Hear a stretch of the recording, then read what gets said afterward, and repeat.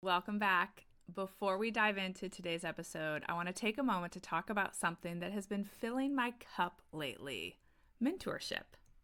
I like to say that sleep coaching is Allison 3.0 because before this, I spent 7 years as an investment banker and then over 9 years as a fundraiser. I know I'm dating myself. But through those roles, I developed a variety of skills. And over the years, I've had former colleagues, acquaintances, and friends of friends reach out to me for advice or just to bounce an idea around.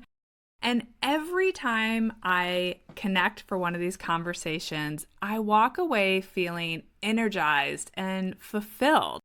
I know that as busy people, it is not always easy or even possible to make time for mentoring. But if there's one thing I've learned as a woman in the corporate world, it's how incredibly valuable it is to connect with people you respect, people who have more experience and sound advice to share with you. Mentorship can take so many forms, and I really want to stress that it doesn't have to have any label or be formal in any way. It might be a quick coffee chat, a lunch meeting, or even a Zoom or a phone call. For me, these conversations are usually focused around a specific topic. So lately, I've connected with people around all sorts of things, around interviewing skills, negotiating new job offers, hiring and managing teams, switching career fields, starting a fundraising campaign, ending a fundraising campaign, you name it.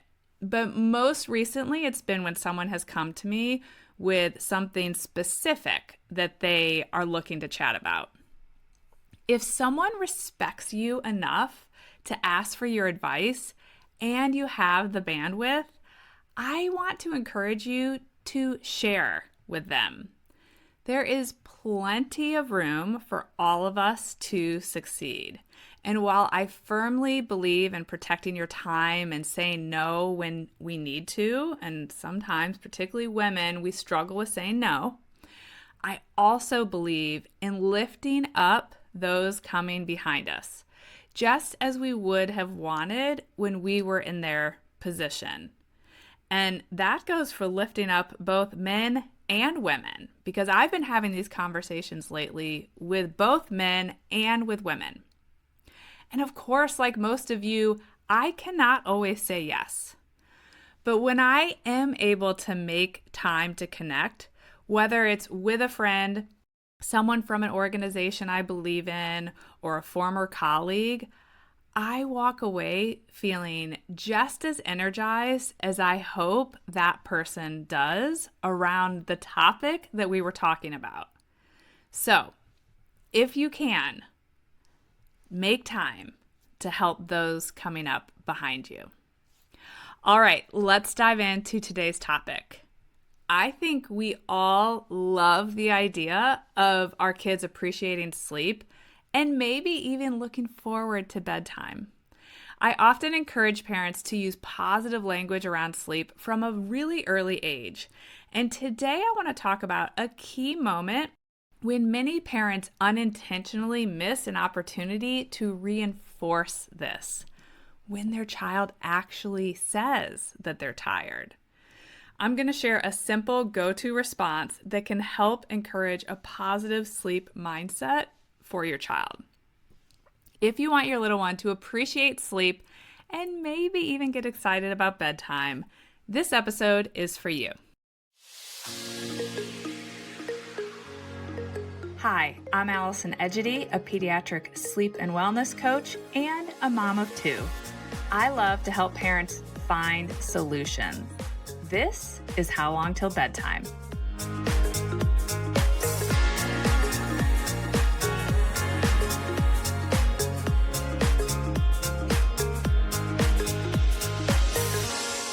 Picture this. You've rushed to get dinner on the table so you can keep bedtime on track, and your 3-year-old is just picking at their food. You encourage them to eat when suddenly they look at you and say, "I'm tired." Now, I wish I could see a show of hands from all of you because I'm so curious how you think you would respond in that moment.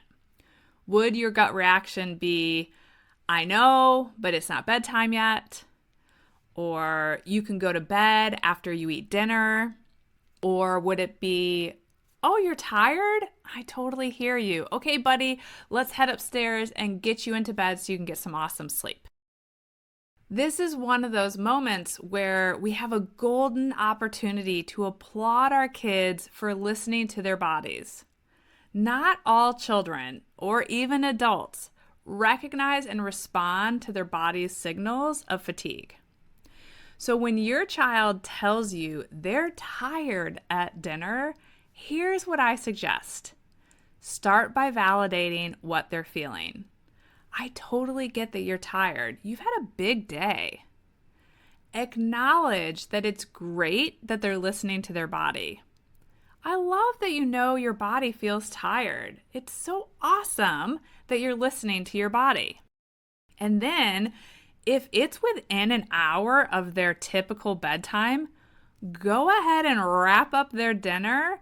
And then you might say something like, it's going to feel so good to get in your comfy, cozy bed. Do you want to take a few more bites before you head up to get ready for bed? Or are you ready to head upstairs now? Here's something really important to remember. Sometimes kids need sleep more than they need food. So more than they need to eat dinner before bedtime, or more than they need to finish lunch before a nap. If your child is telling you that they are tired, prioritize getting them to bed and then plan for a nice big breakfast in the morning or a snack after their nap. By doing this, you're reinforcing two things. One, it's good to listen to your body. Two, going to bed isn't something to resist. It's something to embrace, particularly when you feel tired. Now, I have one child who, around the age of 3, started telling me she was tired at dinner time on those days when she was tired. And you know what? I let her go to bed many, many times without finishing dinner. I'd say something similar to what I just shared, and then I might add, gosh, you know what? You know who else is tired? Me. I'm tired. Oh, I'm so jealous you get to go to bed right now. As soon as I finish cleaning up the kitchen, I'm going to head to bed too because I love getting great sleep. We're both going to get some awesome sleep tonight. This simple shift of talking positively about sleep and encouraging your child to listen to their body really helps shape how kids feel about bedtime and sleep in general. Now, don't get me wrong. Even in a household where sleep is talked about positively all the time, there will still be nights when kids resist bedtime. In fact, just last night, this same child who used to and still does sometimes ask me to go to bed told me she didn't feel like going upstairs to get ready for bed. She would just rather cuddle on the couch. Resistance is completely normal for children, but because we've built a positive narrative around sleep from a very early age, bedtime resistance is actually fairly rare for her. So the next time your child tells you that they're tired, use it as an opportunity to reinforce the value of sleep and help them further tune in to their body's needs. I hope you found this episode helpful. If you're not already following the podcast, make sure to hit that follow button on your favorite platform so that you'll never miss an episode. And if you have a moment, I would love for you to rate and review the podcast. It's truly the best way to help more families find us. As always, thanks for listening, and I hope you'll come back next week. Bye for now. Thank you for listening to How Long Till Bedtime.